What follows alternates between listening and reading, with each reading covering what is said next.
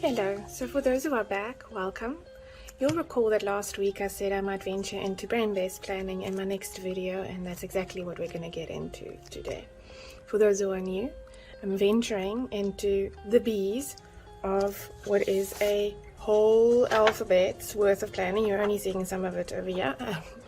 A whole alphabet's worth of planning adventures, just sharing in the stories of my experiences and my insights. So welcome to sharing in my Chronicles of LZ. I hope that you enjoy this video and that you might take something out of it. This week's rabbit hole has indeed been quite interesting. I learned that I have intuitively been applying a whole brain-based approach to my planning, and that this wonderful world of aesthetic planning is pretty healthy when it comes to this. Now, I need to put out a disclaimer. I am by no means an expert at this, and I'm certainly not sponsored in terms of some of the interesting tools that I will be touching on today. I have, however, learned a nifty, novel thing or two about my intuitive application of these, which I'll be telling you a little bit about today. So this covers off on two different types of instruments that I have had the privilege to be exposed to in my career. I will only be talking about one, but like I said, by no means an expert in it, just my own application. But let's first start with what it is that I mean by brain-based planning and why the intrigue. So here's the thing. Our brains are these wonderful creations that have not even begun to be understood for the full extent of its potential, which is really exciting, because what it means is that there is just still so much undiscovered potential that we have not even yet become aware of. But what does it mean in this world of aesthetic planning that we love so much? See, the act of planning is a much more intricate, intense, complicated, and wonderful creative world of activities that many don't even care to acknowledge. Our planning community, however, would be the first to tell any newcomer or observer just what an Alice in Wonderland world of inspiration, excitement, interestingness, potential, art of the possible, and endless creative expression you are missing out on if you are not dabbling in this in some form or another. It turns out that the actual activity of planning taps into that part of our brain that is responsible for planning and decision making. The ventrolateral frontal cortex is what they call it. This area of our brain controls complex thoughts and decision making, goal setting, time management, cognitive actions, as well as self-control. Now, for most, this would mean to assume the logical approach to planning would involve things like lists and goals and check sheets and tick boxes and tidy trackers that is showing progress in a very logical way, that is tracking what it is that we're reading, that is, well, basically creating what it is that we need to feel that we are in control. But then there is this whole world of creative aesthetic planning. Many of us are either dabbling in or completely immersed into, which can be quite confusing for some if you feel that you are meant to be committing to the act of planning in one specific type of way that relates to checklists and schedules or whatever it is that you need to control your day. I mean, if it's about actual functional planning, should it not look something more like this? Because in this world of ours, trackers look different every week, every month, washi tape styles are abundant, and one is not enough. Every week has a different Hobonichi flavor. Handwriting looks like it has multiple personalities. Color is a playful joy, and stickers. Oh my God, what joy the stickers in this world of planning brings. I cannot get enough of the stickers. And yes, I do use every one of my 250 plus VAT pens. And I do know what every single one of them does. Now, we all know that people tend to organize people into different types of boxes. And if you were to bring the brain into the equation, for the most, it would look something somewhat like this, right? It's also no new concept to most that the creative world is largely concerned with a part of your brain that controls things like daydreaming, intuition, art, rhythm, imagination. If you are more creative or artistic, you thus are likely to be classified as somebody that is right brain dominant. All the same, you have all seen stacks of evidence in all of our planning community YouTube videos, Instagram shares, and online media where we have you classify someone as a right brain planner because there's so much color and aesthetic in their planning methods, or as a left brain planner because there is so much monochrome, neutrality, or order or sequence and consistency in it. But what about the little me's of the day that has both propensities and whom vacillate between them? This,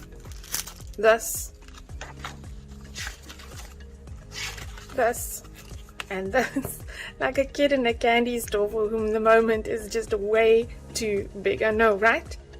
Almost all of you can relate, don't lie. So here's what I discovered, and it is super exciting. The more modern brain, let me take this out the way. Here is something that I think represents the more modern brain. The more modern day research seems to be highlighting that more important to the creative drive and contributing to effectiveness is the level of communication between our two lobes of our brain. These are controlled by what they call the corpus callosum, the part of the brain that connects the two levels to one, or the two lobes to one another. The frontal lobe of the brain, also known as the frontal cortex, because it seems to be responsible for many of the activities that lead to the creative thinking, such as working memory, or as others know it as short-term memory, has long been thought of as the hub or the core of creativity.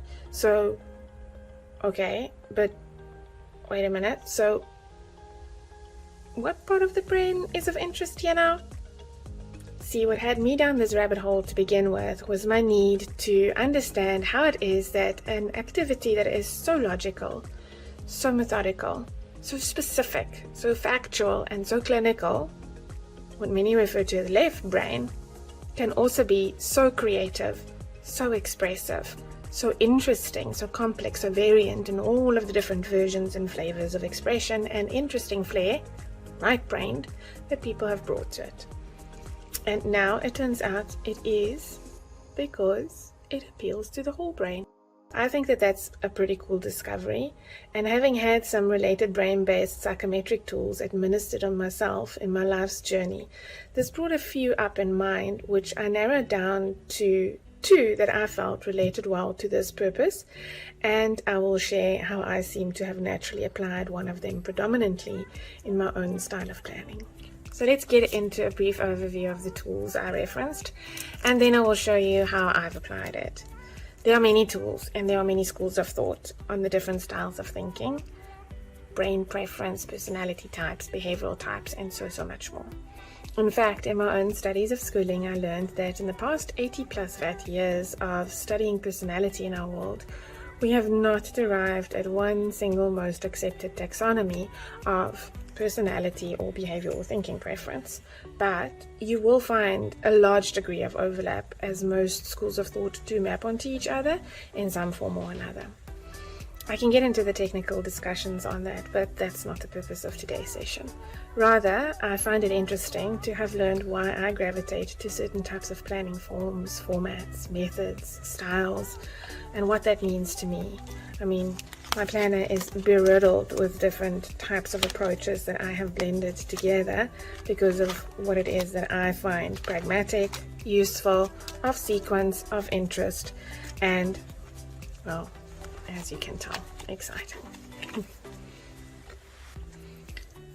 There are many tools that I've also come across in my days of self-learning to date, but the two which relate most here today are the DISC and the HBDI. So let me jump straight into showing you what each of these are and give you a little bit of a description of each of them, and then I'll go into showing you how it is that I have applied the HBDI in my whole brain planning.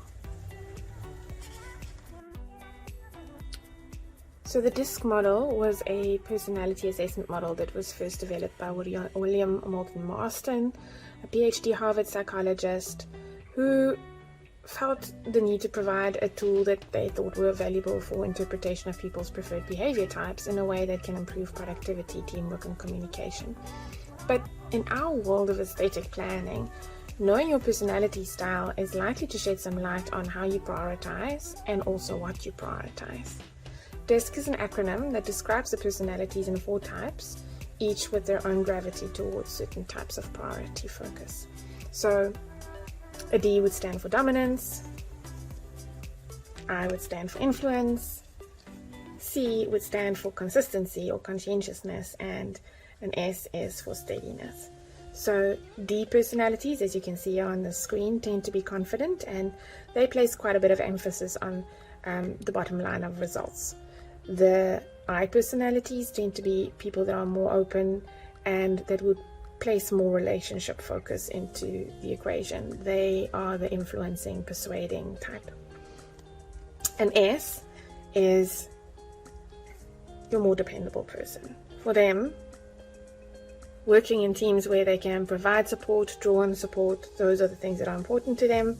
An S type of personality is your dependable personality with an emphasis on cooperation and being sincere.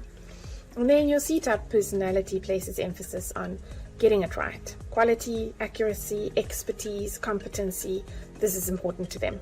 So if your DISC assessment shows that you are results driven, or if you find in general that you are somebody that tends to be results driven, your goals and your day-to-day execution is going to be something that you will probably structure and guard well for progress.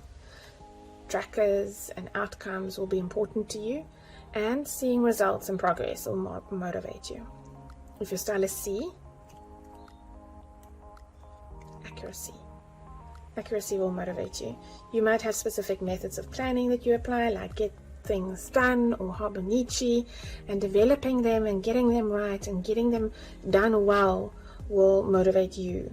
If your style is S, you are likely to ground yourself in the notion that steady wins the race, and you will ensure that you are consistent, that you are dependable, and being sure that you can master what it is that you committed to would be important to you, because you will take a stakeholder management approach. You will also likely make time to be supportive, so your preference in the type of activities that you would prioritize would likely be in aid of collaboration, cooperation, and the synchronous type of work that you would get done with support of or in aid of other people. Finally, if your style is I, you are likely to take a stakeholder approach to your prioritization of tasks and activities, and you will generate energy from highly engaging type of actions. So a great tool to consult if you do want to figure out what your style is.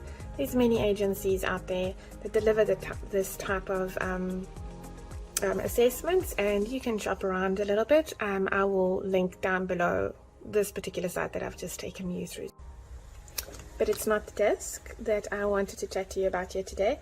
In fact, my learnings from having done the HBDI, which is also known as the Human Brain Dominance, is what I found myself mostly applying in my planning regime.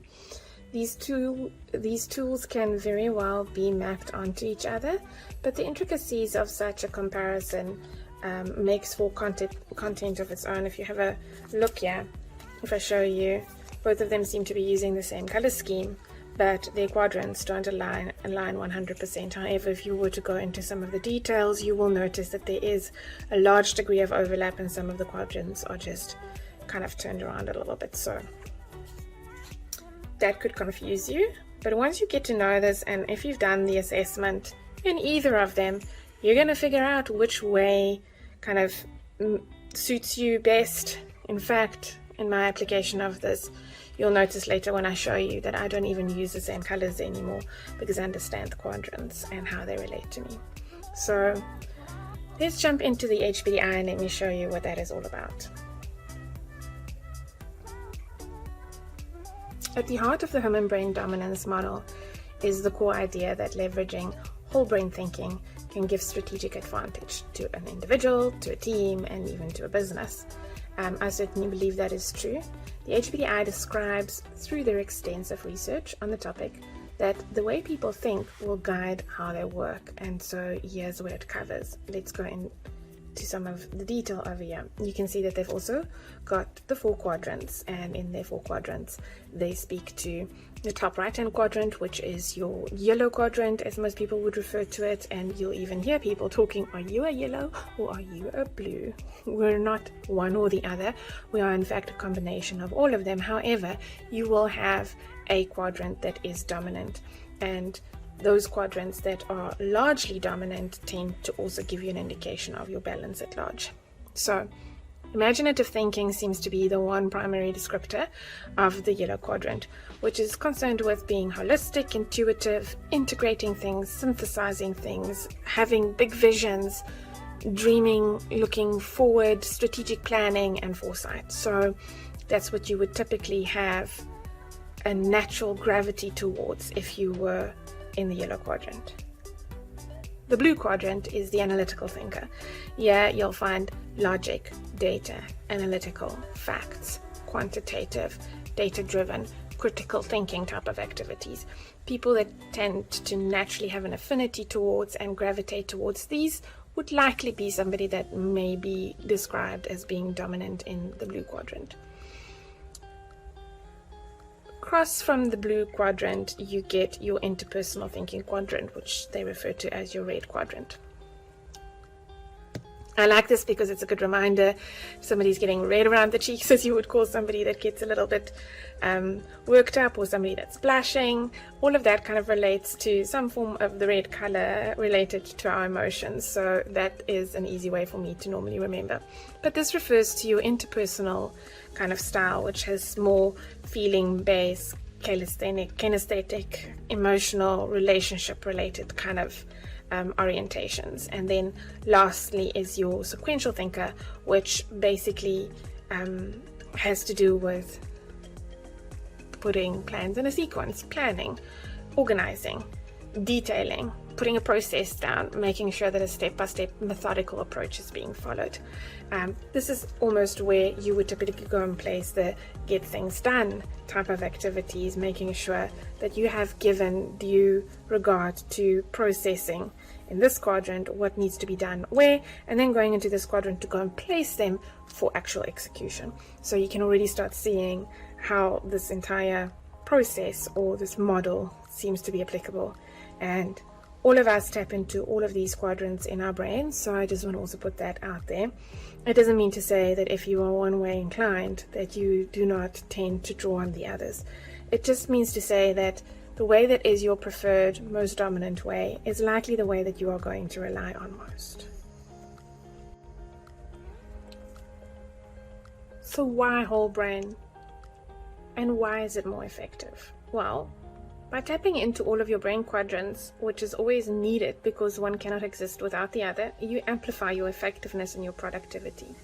Knowing your biases impact how you approach your work and your tasks, and also your energy levels, then help you to know how you need to structure certain activities and chunk for optimized energy, and even shuffle to give yourself grace, or to plan to decompress.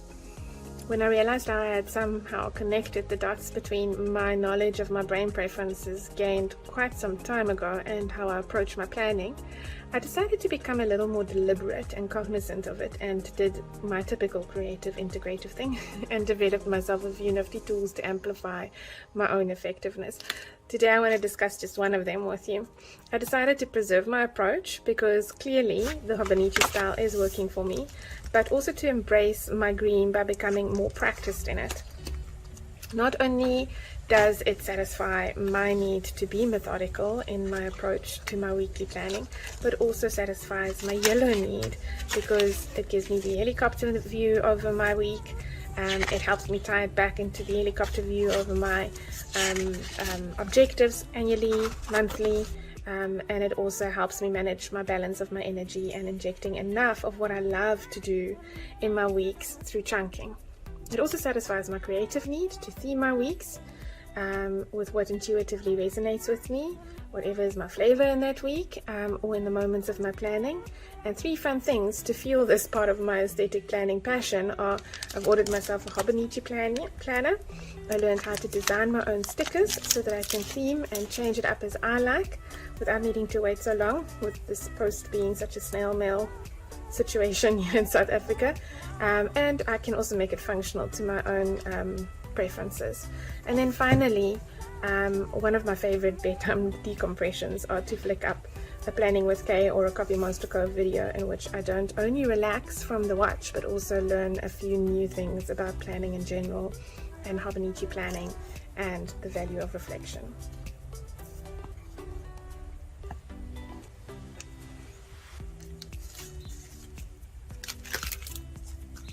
So because my yellows are strong, I know that making time to think, to create, to conceptualize, to strategize, and to link everything to my big what and my why in life will always feature strongly in my planning. In my former video, you will recall me talking about my right to left thinking and my left to right execution approach. I realized how this design tapped into my brain preference when I reviewed my profile again after so many years.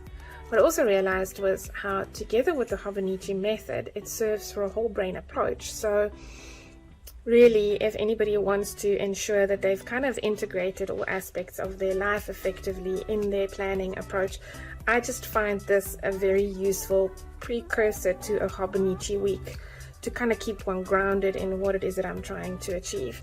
So right to left thinking, let me show you what it offers, and this is just my, I guess, life plan on a page. I am obviously showing you the personal one because I don't want to show the work related stuff here, but typically I have something like this for work as well. Right to left thinking, which is just basically a synthesized vision focus that integrates all aspects of my life into one holistic overview in an innovative template that meets my aesthetic.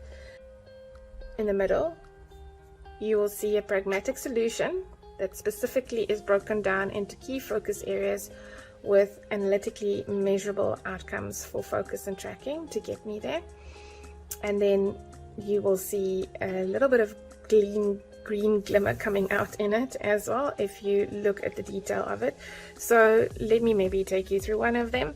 Clearly, to accomplish launching my own brand and exclusive stationery, being consistent in my wellness balance, and being independent and self-owned in terms of my self-actualization, owning my self-actualization.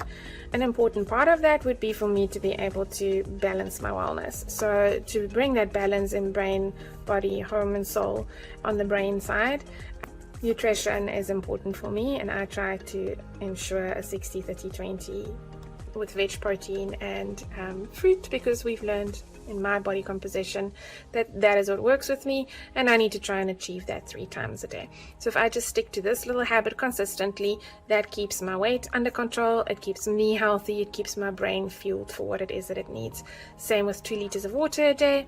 And in my particular instance, I needed to train myself back up out of a bad sleeping regime where I was only getting 10 minutes of sleep, deep sleep a night, and barely making 3 to 4 hours of effective sleep a night.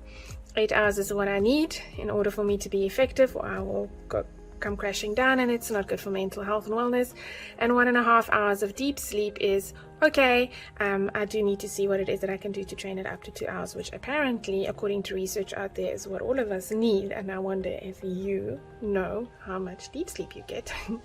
And then there's the vitamins tracking that all of us have. So as you can see, it's part of what ties into an integrated fashion into enabling me being able to achieve my big ass goals. And at an individual level, you can also see some of the green glimmers coming through with being able to track it actually measurably. There's of course more things in here, but that could probably become a topic for another day. On the left hand side would be my left introspective self-awareness type of approach. Even in the template, it goes right to left, left to right in terms of planning and execution. But as you would have noted from my previous video, I also plan like that. So right to left thinking in terms of an annual plan, some particular what it is that I need to do, and pragmatic, green and analytical plans that I need to put in place to be able to achieve that, and how it is that I need to show up on a day-to-day basis to be able to achieve that. So it goes from a macro view into a micro view. It kind of starts with me, and as you go from left to right in your Hobonichi weeks, you make sure that as you plan and all of these things are tracked in it, that you are working towards your objectives in life. So here is where I also then do my introspective self-awareness reflection and do consideration of my preferences and my dispreferences. I evaluate my energy levels and the things that could hold me back, and so a reminder of how I need to show up on a personal level in the relationship with myself first and foremost, and the attitude with which I should approach my work, both on an interpersonal and an intrapersonal level. So if I'm going to be achieving balance, then balance in my time and my mental boundaries are also going to become important. Going down rabbit holes and sticking to that rabbit hole is not going to bode well for being able to ensure that I get my exercise and nutrition in as well. All the same with integrating more creative expression wherever it's possible, because I am somebody that is fueled by creative expression. And so if I'm mostly engaged in a work where I don't get too much of that, I need to go and find that for myself. And then the same with anchoring myself in committed routines for consistency in my habits, such as my eating habits, my exercise habits, my sleeping habits, and my habits with people in my life that are important to me.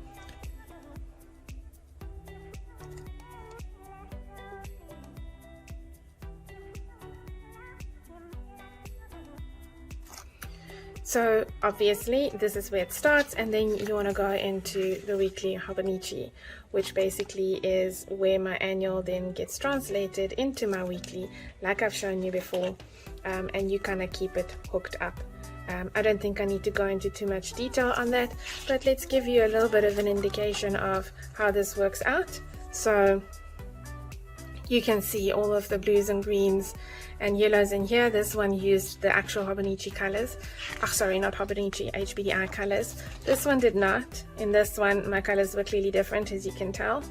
But you can see that whatever the colors were, there was a hell of a lot of blue and green in it, which had to do with a little bit of execution and data dominance. So, and then there was also quite a lot of peopling in it, which meant that at the end of this week I was spent.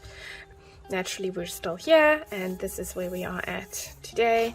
But in this week, you can also see it took somewhat of a similar type of an approach, and you can see where there's been good balance in some of the weeks, and you can also pick up where it is that you might have had a data dominant day, and you then need to find different ways of balancing out some of your energy. Finally, fun color stickers also helping with the yellow, the creative side of me, and also functionally designed. These are mostly from places that I've experimented with, and in the process of doing that, finding my own way and my own style that might not be as elaborate as I go forward, but I do like this one I printed off of Etsy. This I got from Sticker Guru. And then there's also some that I have now started designing myself. These were inspired by my niece and my daughter. My niece likes little sunflowers, and so I just developed a few cute little emojis that represent some of the things in her life that are dominant right now, like studying herself to death. A lot of drama. She does drama at school. Very proud. Does debate, does swimming, and then I just have them in all kinds of different sizes. There are more. I drew these on my iPad, and then I print them into little stickers. So these are called milabis, and then these are called, I'll show you.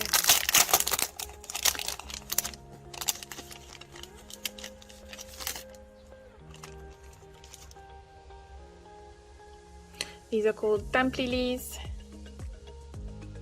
She wanted little dumpling emojis, and her nickname is Lily, and so this is also designed for her. We did some of this together in the drawing. One where she's happy, one where she's in her social media, one where she's listening to her music and vibing away, one where she's gaming or studying.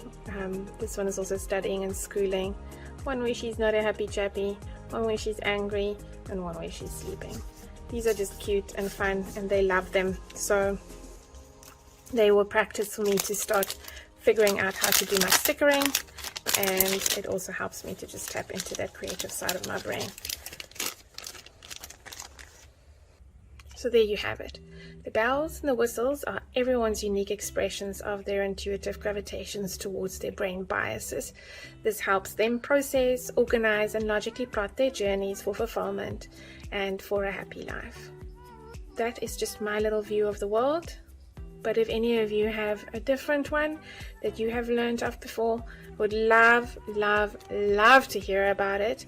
What do you use? How do you use it? What value have you taken from it? Thank you for watching. I hope to see you next week. I don't think I'm quite done with the B's in the alphabet of planning, and a part of effectiveness is also to be able to declutter one's brain, so maybe I'll jump into that one next. May you have an awesome week.